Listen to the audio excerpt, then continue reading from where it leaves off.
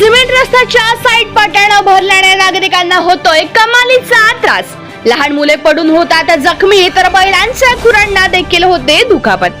Dhamangaon railway तालुक्यातील गव्हाणी पाणी येथे वर्षभरापासून बांधलेल्या सिमेंट रस्त्याच्या साईड पाट्या न भरल्या गेल्यामुळे नागरिकांना कमालीचा त्रास होत आहे।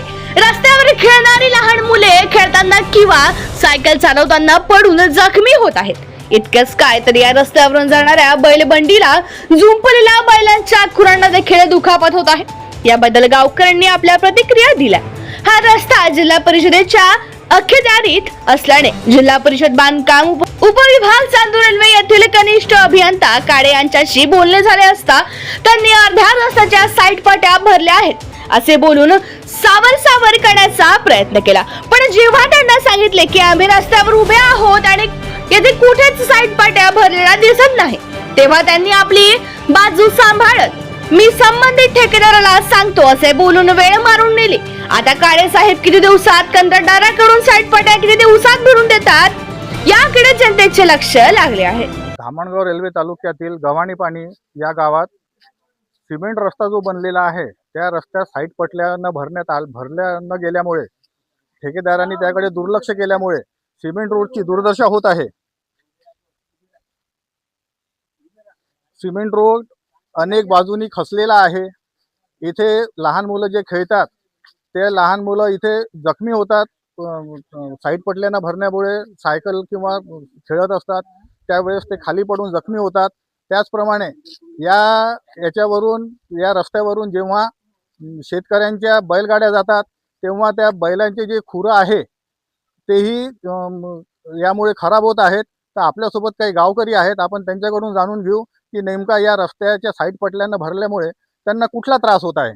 1 वर्षापासून ठेकेदारांना पाठपुरवठा करत आहे साईड पटल्या भरायचा, तरी पण त्यांनी दुर्लक्ष केलं आणि रस्ता खचलेला आहे आणि हा रस्ता पुन्हा बनणार नाही आहे।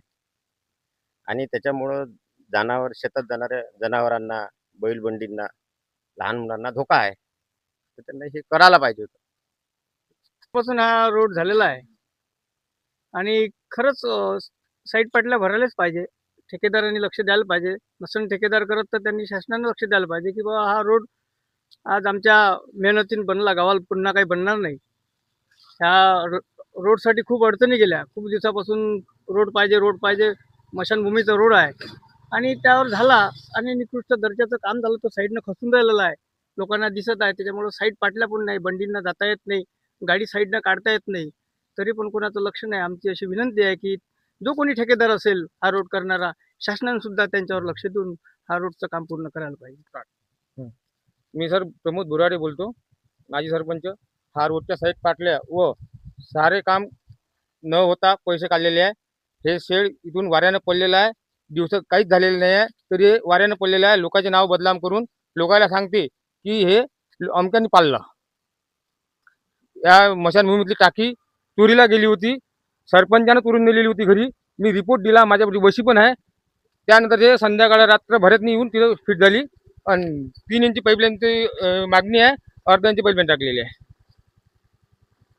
या रस्त्याबद्दल काय बोला? रस्त्याबद्दल माझं म्हणणं काहीच नाही, पैसे पुरे काढलेले आहे, साईड पाटल्या भरलेल्या नाही आहे। याच्यामुळे काही त्रास होत आहे का? हो, त्रास होत आहे जनतेला। कुठला त्रास होत आहे? कुठला काय कोणतं वाहन जात नाही सर, डबल वाहन। लोक जाते, लोक बोंबलत आहे।